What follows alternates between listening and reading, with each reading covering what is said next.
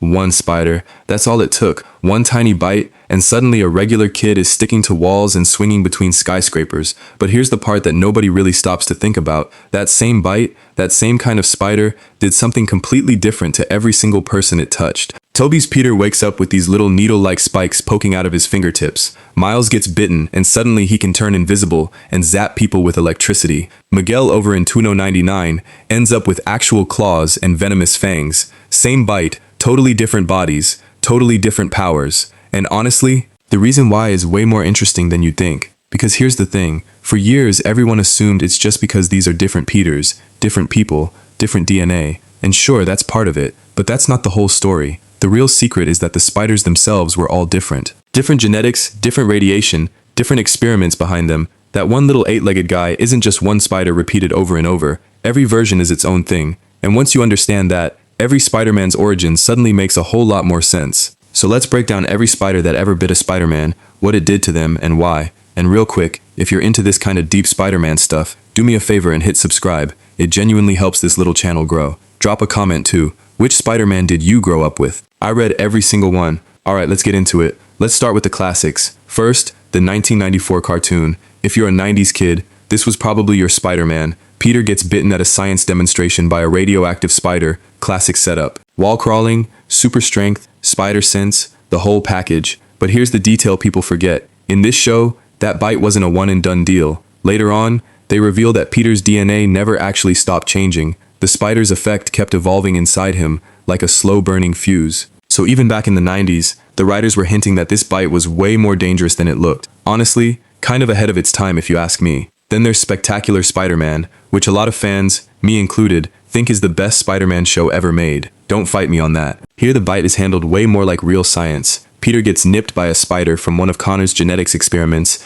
and the show actually takes its time showing him struggle. The reflexes kick in, the strength shows up, the spider sense starts buzzing, but he has no idea how to control any of it. The bite gave him the power but forgot to include the instruction manual. I always loved that they showed how messy it really would be. Now here's where it gets visual. Toby Maguire, Raimi's 2002 movie. You remember that scene, right? Peter wakes up, looks down at his hand, and these tiny little barbs push out of his fingertips. That right there is one of the coolest, most overlooked details in any Spider-Man movie, because in real life, actual spiders stick to walls using thousands of microscopic hairs on their legs. Raimi looked at that and went, yeah, let's put those on Peter's fingers. And the bite changed his body so deeply that he doesn't even need web shooters. The webs come straight out of his wrists, organically. That tells you just how hardcore this particular spider rewired him. This wasn't a gadget, this was his body becoming the spider. Real quick pause and tell me, what's your favorite Spider-Man movie of all time? I'm genuinely curious where everyone lands on this. Drop it below. Next up, Andrew Garfield, the Amazing Spider-Man. And this bite? This one's personal, because the spider that bit Andrew's Peter wasn't some random bug. It was part of an experiment his own father, Richard Parker, was working on. The spiders were carrying his dad's DNA, so when one of them bit Peter, it wasn't just spider venom, it was his father's genetic work flowing into him. That's why the bite only really works on him, and would have been dangerous for almost anyone else. They even gave the thing a name in the movie, Arenaeus oscorpius. You gotta freeze frame to catch it, but it's there. And here's a detail I love. That name is basically a blend of multiple real spider families mashed together with Oscorp's tech. In other words, this wasn't nature, this was a designer spider, built in a lab for one specific purpose. This is the first big clue to what we're really talking about today, that these spiders are not the same. They're specifically engineered, each one different, each one carrying its own unique genetic code, and its own dose of whatever made it special. Okay, now let's talk about the one we never actually saw. Tom Holland's Spider-Man. Here's the weird thing.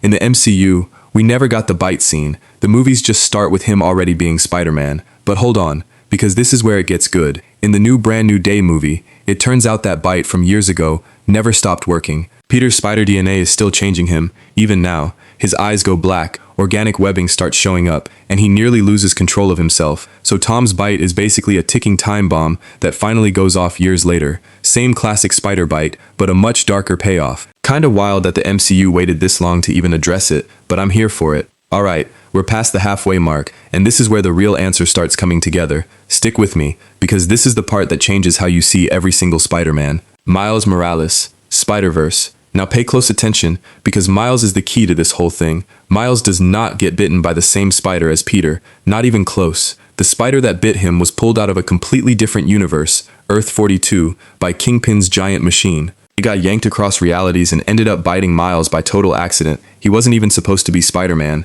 and here's the mind-blowing part. Because that spider came from another dimension, it rewrote Miles' DNA to match ITS universe, not his. That's literally why Miles gets powers no other Spider-Man has. He can turn invisible, camouflaging himself completely, and he can shoot electricity from his hands. This thing called a venom strike. Same basic idea, a radioactive spider bite, but a totally different spider, with totally different genetics. And that's the whole point I've been building to. It's not just about who gets bitten, it's about which spider does the biting. Think about that for a second. If Miles had been bitten by Peter's spider, he'd probably just be another wall crawler. But because his spider was a different breed from a different world, he got a whole different toolkit. The spider's genetics, the radiation inside it, the experiment that made it, all of that decides what powers you end up with. Imagine getting bitten and finding out your powers depend entirely on which random bug happened to crawl onto you. Wild. And honestly, once you start looking, the Spider-Verse is full of these weird different spiders. Take Gwen Stacy, Spider-Gwen, over on Earth 65. In her world, the spider didn't bite Peter at all, it bit her. Same kind of fateful bug, completely different person, and suddenly Gwen's the hero, and Peter's the one left behind. One tiny change in who the spider lands on, and the whole story flips upside down. That's how fragile this whole thing is. Then you've got Penny Parker, and her spider situation is honestly the strangest of the bunch. Her spider isn't just some bug that bites her, it's basically a partner. Penny's dad built a giant robot suit that's piloted by a radioactive spider, and Penny has to share a psychic, mental link with that spider to control the whole thing. So her bite isn't about strength or wall crawling at all, it's about a mind-to-mind connection with the spider itself. Totally different kind of power from the same basic source. I think that's such a cool spin on the idea. And then, because the universe has a sense of humor, there's Spider-Ham. Peter Porker. Here's the kicker. He was actually born a regular spider, and then he got bitten by a radioactive pig. A pig. So the whole thing got flipped. The spider became the person, and the bite came from a mammal. It's goofy as anything, but it actually proves the point even harder. It's not the label radioactive spider that matters. It's the specific weird mix of genetics and radiation in each individual case. Every single one is its own recipe. Now let's get to the strange ones. Spider-Man 2099, Miguel O'Hara. And get this, he wasn't even bitten by a spider at all. He rewrote half of his own DNA with spider genetics in a lab experiment that went wrong. And the result is the most monster-like Spider-Man of them all. He's got real talons on his hands and feet, organic webbing from his forearms, and the creepiest part, actual venomous fangs. Miguel is basically half man, half spider. This is what happens when the spider DNA goes all the way, no breaks. Honestly, he's terrifying, and I love him for it. Then there's the recent Your Friendly Neighborhood animated show, and look, I'll be straight with you, I couldn't really get into this one. Some of the changes they made just felt a little off to me, a little artificial, but credit where it's due, the bite concept stays the same. Radioactive spider, classic powers. It's carrying the same DNA legacy, even if the show itself didn't fully click for me. That's just my opinion though, plenty of people love it.